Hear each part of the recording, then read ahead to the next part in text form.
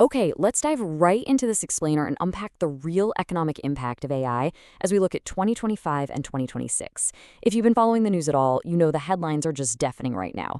But today, we're cutting through all that noise to see what the data actually says about the business reality of artificial intelligence. We're going to look closely at where the money is actually flowing, who's really using these tools, and most importantly, how this is beginning to fundamentally reshape the global labor market.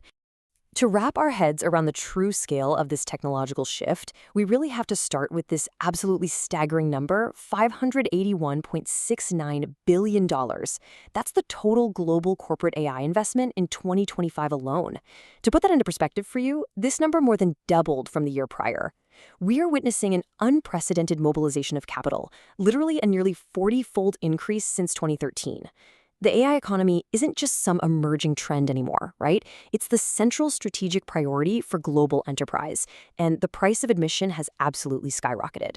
So here's how we're breaking it all down today. 1. The $500 billion boom. 2. Who is actually using AI? 3. The productivity reality check. 4. The looming labor shift. And finally, 5. The great expectation disconnect. Let's jump right into section 1, the $500 billion boom. The sheer frenzy of capital flowing into infrastructure right now is just wild. Look at this timeline. In January 2025 alone, the Stargate project was announced. That's a joint venture planning to drop anywhere between $100 and $500 billion to build advanced AI data centers across the U.S. Then by May, CoreWeave had the largest U.S. tech IPO since 2021, hitting a $23 billion valuation. And then in September, OpenAI signed a mind-boggling $300 billion cloud contract with Oracle. We're seeing mega deals setting historical records almost every single month, and it's purely to build out the physical foundation that AI demands. But it's definitely not just about data centers and physical infrastructure. It's about the software getting into the hands of the public. Private AI investment grew 127.5% year over year, and generative AI by itself captured nearly half of all that private funding. Why? Well, because the consumer demand is just astronomical. Generative AI reached 53% population adoption in only 3 years. Think about that. That is a faster adoption curve than the personal computer or even the internet itself. And it's generating real, measurable value. U.S. consumer surplus from Gen AI hit an estimated $172 billion annually by early 2026. Moving on to section 2.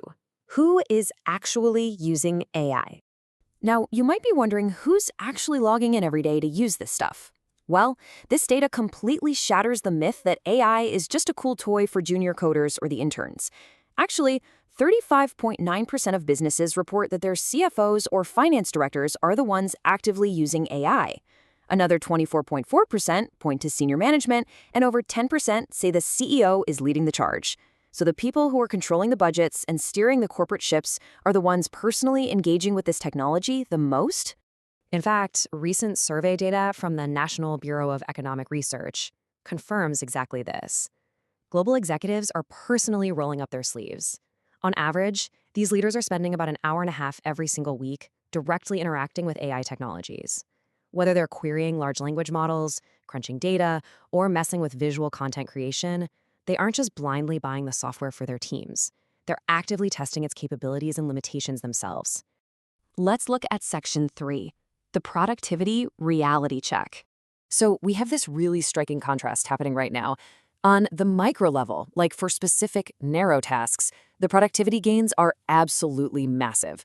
We're talking a 26% boost in software development output and a huge 50% jump in marketing output. But when you zoom out and ask those same executives about the aggregate firm-level productivity boost over the past 3 years, the answer is a tiny, meager 0.29%. The gains are super measurable in narrow, isolated tasks, but actually translating that into macro-level firm efficiency, that's proving to be incredibly complex.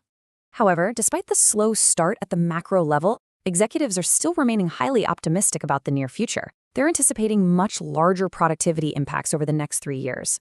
In the U.S., firms are expecting a 2.3% boost to productivity. The U.K. follows at 1.9%, and Germany has planned it a little more conservatively at 0.9%. The capital has been spent, the tools are in hand, and business leaders firmly believe that the real efficiency dividends are literally just around the corner. Which brings us to section 4, the looming labor shift. We are already seeing highly targeted, immediate effects in the job market, namely a nearly 20% drop. Specifically, employment for software developers aged 22 to 25 has fallen nearly 20% compared to 2024. This is a massive signal. It points to a sudden, hard freeze in entry-level hiring pipelines for highly AI-exposed roles. Companies are quickly realizing they can just use AI to do the heavy lifting of those junior tasks, which is directly impacting the youngest workers trying to enter the market. Yet, when you look at the broader macroeconomic data, it's surprisingly nuanced. From 2022 to early 2025, joblessness actually rose more for the least AI-exposed workers, climbing 0.94 percentage points than it did for those in the most highly exposed categories, which only saw a 0.30-point increase. What does this tell us? Well, it means that while AI is absolutely shifting hiring at the entry level, broad AI exposure alone isn't currently driving mass unemployment across the entire general workforce. But despite that current nuance in the broader market, the forward-looking data paints a much more severe picture. A full one-third of surveyed organizations explicitly expect AI to reduce their workforce in the coming year.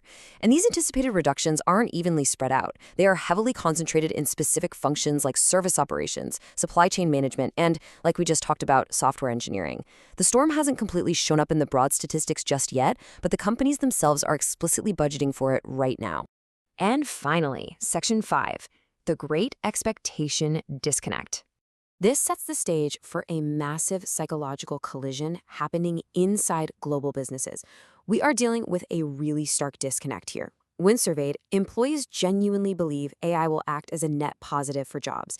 They forecast that AI will actually increase employment at their firms by 0.5%. They see a powerful tool that's going to create new opportunities. But the leaders, the ones actually planning the budgets and the corporate strategy, they expect the exact opposite. They're projecting an average reduction in employment of 0.7%.